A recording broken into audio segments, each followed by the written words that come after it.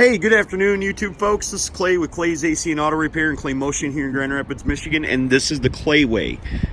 If this video is helpful, please consider subscribing, clicking the notifications right down below, and at the very least, just turning the volume down on your computer, letting my videos play when you find the part of the video that you're looking for. You're also more than welcome to like, share, and send me them nice comments. If you got a question that's automotive related and I can answer it, you're more than welcome to hit me up on Clay's AC and Auto Repair on the Facebook, and I'll certainly try to answer that for you free of charge. What we are working on today is a 2006 Audi A6. It's got a 4.2 in it, but that doesn't really matter because we're not doing anything with the engine. If you own an Audi that's mid 2000s to late 2000s, you may want to check this out if you're experiencing the problem I'm about to describe. Okay, the problem is that you're late for work. You go and stick your key in the ignition,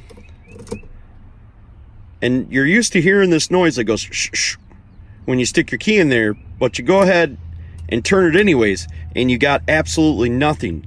Nothing's working. You're like, what the heck is going on with this thing? Then you go to turn your key, and you can't pull the stinking thing back out. You're like, what in the frackle's going on here? Never fear, Spidey fans. Clay is here. So, what you're going to do is first you're going to check and make sure your battery's not dead. How you're going to do that? Get a jump start, open up the trunk. Hopefully you got a keyhole for your trunk release because they're electronic, and most of the batteries on these Audi A6s are in the trunk. If you're like me and you have an Audi Q7, which had the exact same problem that I'm describing to you guys and that I've already repaired successfully and saved myself about $2,000 doing so, I'm here for you. Now, there's two avenues. If you've checked your fuses, you checked your battery, everything seems to be good, there's two avenues you can go down. You can go to the Audi dealership, and they'll happily replace this for you, probably for the tune of about $2,500. Or you can go to the salvage yard, and probably for the tune of upwards of $600, as I've been told, you can buy a new steering column. But wait, Spidey fans, there's another problem with that. If you buy another steering column that's used, who's to say you won't have the same problem later on? I'm going to tell you from experience, and if you have seen my other video that was probably much longer than this one, I have fixed this problem and found a solution for it. Before we get into the exact problem of what's going on, we need to get this key out of the ignition, and we need to make our vehicle start. Yes, I said that's correct. We can make it start right here and right now. You need what's called a VDS. Now, that's the program for Audi. I don't know if you can download them. I don't know if you can get a scanner off of Amazon or whatever. I do not have a real inexpensive scanner. Mine's about $7,000. But I know you don't need a $7,000 scanner. I know the VDS is only about $200 on the eBay. And it's worth the investment if you're a do-it-yourselfer and you own an Audi or a Volkswagen that has this kind of technology. So the first thing that we're going to do is we're going to reach underneath the dash, and we're going to find our ALDL, which is our data link connection. And we're going to plug that in, and then we're going to fire up the scanner. With the scanner fired up, we're going to go ahead and we need to put our foot on the brake. Hold the high beams like this to where the little icon shows up on the dash. And we need to turn our four-ways on. With our key in the off position, we're going to continuously hold our foot on the brake, holding our high beams on with our four-ways. I can't reiterate that enough. Then we're going to go in and we're going to go ahead and scan our vehicle. Now, when we go to scan our vehicle, we are not going to get engine, transmission, or any of that stuff. We're just going to end up getting just like what's called a kessy. We're going to get like 20 or 30 computers to actually read, but we're going to get what's called the kessy. And in my situation, it's going to say it has no faults, but in your situation, it's definitely going to have faults because it needs to be reset. We're going to reset that kessy, and then you should be able to pull your key out, and maybe one time, if you're lucky, you might be able to start it like 10 times. You're going to be able to start it at least once. If this box right down here is defective, if that has defective relays and switches in it, that's what you're going to have. What's essentially happening here while you're holding the brake and have the four-ways on and the high beams on is it allows you to access certain computers inside the vehicle. One, like I said, is our kessy, and that's primarily the component that we're worried about. Really, technically, we don't have to do an auto scan and scan all of them, but I like to do it and clear all the codes. And every time I've done this, I've been successful with starting the vehicle at least once. Now we're going to get to the actual fix so this doesn't happen to you. And yes, even though you can reset the codes and get your vehicle to start, I do not recommend you continuously drive the vehicle because it will leave you stranded. One day, these switches will go so bad that you will not be able to start the car. If that happens, you're going to be taking it to the service shop or, heaven forbid, bringing it to me and having me repair this problem. But hopefully in this video, I'm going to show you how to repair this problem for about $40 if you do the work yourself. If I do it, it's pretty costly because it takes a lot of time. I can't tell you for certain that if you fix this component, it's going to fix your MMI because a lot of people spill stuff down inside here and this controller goes bad. But I can tell you that generally when you fix this, it fixes that. It has a lot to do with that not working. This box sends out signals. I want to say, if I remember right, I don't know off the top of my head, but I want to say it's about 8 different ECMs get power from this box down here. So I'm going to show you how to easily remove this box, taking it apart and repairing it. A little bit on the complicated side, but you can take it somewhere and have someone else repair it. Just tell them to do what I'm going to tell you to do. So getting it out is the hardest part, and then having the technology to repair it properly, it's actually pretty simple for the most part. It's just soldering. Okay, so this particular vehicle was brought to me by a guy who's seen my video on YouTube, and he started disassembling it. He's taken off the plastics from around the steering column. He's taken off the kick panel here on the bottom and then the metal shield behind it. So he's making my job a little bit easier, but I can't show you guys how to take that apart because I don't have one to take apart for you. But the meat and potatoes of this business right here is going to be dropping the steering column down. And if I remember correctly, these steering columns are only held on by 4 bolts. We're going to drop it down, flip it around once we unplug and disconnect all the electrical connections that are connected to the steering column to the component that we're working on. The easiest component first, and the easiest one is right here. We're going to press in these little tabs, and then that's going to allow us to pull that connector off of there. We have another connector right up here on this side that we're going to need to remove from this box. Connector right here has a little tab at the top of it,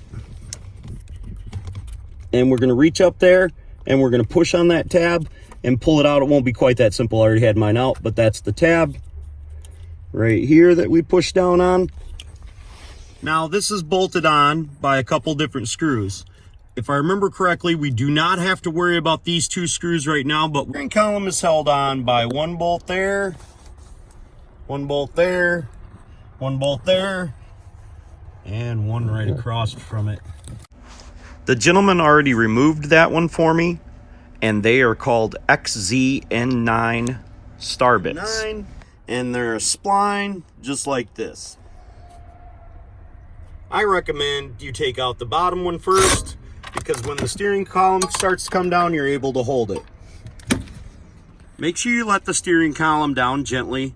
Be careful not to tug on any wires. And if you have any extra wires that need to be unplugged, unplug them. It'll make it easier. Now on the 3.6s and 3.2s, it's probably a lot easier to actually just remove the whole steering column itself. But in this situation with 4.2, it's often difficult to get to the bolt that holds the steering column to the front rack and pinion. We are going to remove 2 T25 bolts that hold this bracket right here. And then now we can quite simply pull the steering column off the steering shaft. Steering column removal is easy. Now we just unplug the connectors that are on it back here, and then there's a couple, 2 or 3 over here. We unplug them and then just have little simple pushies. Now we're able to pull the steering column out easily. Now with the steering column on the bench, we can start to remove the lock mechanism, paying particular attention to where our clocking is and where our steering wheel is. So make sure you take a picture of that, because once we remove the lock, the steering wheel is going to be able to do this. So we just look at points of orientation like this bar to that. Make sure that's in the all the way up position. And then I can use that to visually put it back together when I go back to reassemble it. We're going to remove two T30 bolts that hold the motor to the bracket. Okay, to finish the removal process, we're going to need to either slot these, and you can kind of see where we took a die grinder and started doing that, so we could take a screwdriver and turn these screws out, but we're going to also have to grind this off of here as well, so we're able to remove the controller out of the housing. Grind marks in there like that. We should be able to take a screwdriver and with just a generous amount of pressure turn the screws out, and I already know that they turn out because I already tried. We don't have to worry too much about getting into the casing. I mean, obviously we don't want to cut it all up, but this is just a housing, so we shouldn't have to worry too much about going into the circuit board if we go down too far. Okay, so down inside here, and I'm going to show you with a little bit of light, is our third and final screw, which I was wondering to myself where it was, and I don't even know if I can get you guys a good angle to see that puppy. But so we have to make sure that this mechanism moves up so that screw hole is in that window right there, so we can take it out. So I'm gonna have to go plug this back into the vehicle, and I'll tell you where that should have been positioned at to be able to get it out. So I had to take the steering column back out to the automobile, rescan it, clear the codes so I could get the shift interlock to move and leave the key turned on to unplug it. Okay, so I had the key on, and then I unplugged the module with the key on, and it left my bolt in the spot where I could remove it. With the two screws out, we can feel that our housing is loose, but up underneath here is a bracket that connects this to right here, so we need to remove that right there. So I took my die grinder and took the nut down back there, and now my housing is moochy loosey, but I don't want to grab onto that screw because it's really probably very hot. Okay, so once we take the final T15 bolt out, now we're able to take our unit off of there, and we can see why we ground out that tab. So we're able to put a bolt back in there and a nut later on, and we've got our mechanism apart. Now with our mechanism out of the steering column, we can start bending the tabs back to remove the shell housing to expose the electronics on the inside.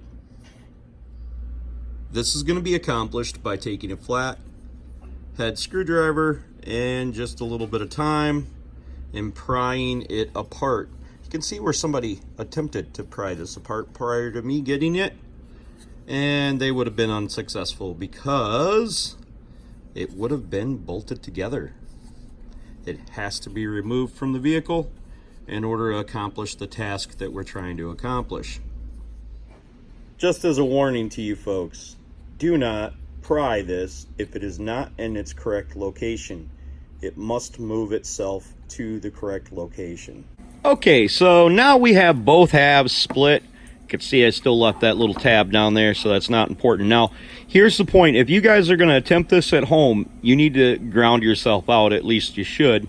I believe what's already broken is broken, and you can't break what's already broken, so I have a little bit different theory on these things. I'm going to go ahead and disassemble this. We're going to pay particular attention to where the clocking of these items are before you take them out, where this is at, where everything goes before we take it apart, and I'm going to flip it over and I'm going to show you guys what's actually defective in this thing. So we just flip it over and we take out the 3 screws.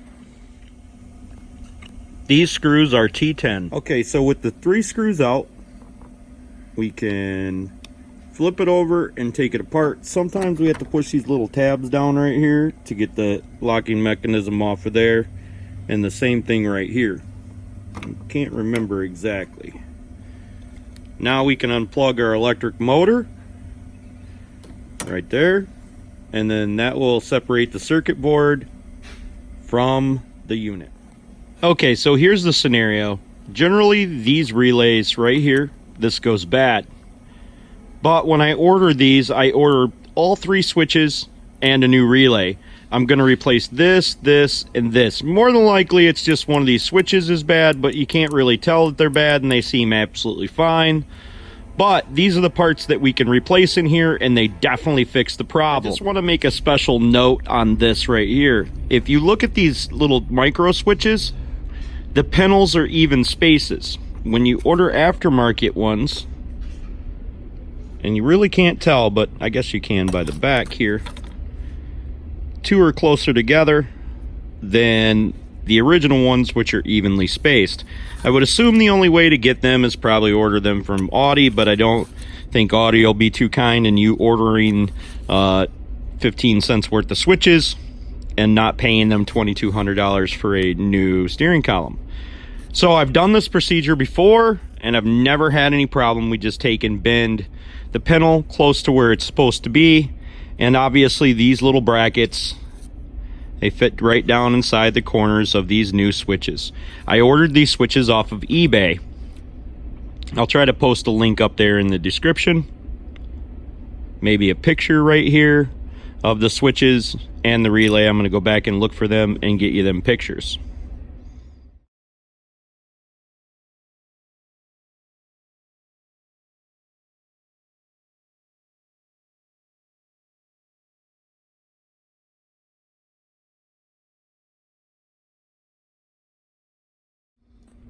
Okay, so we're gonna need 3 of the J518 modules and 1 of the ACT 512 relays.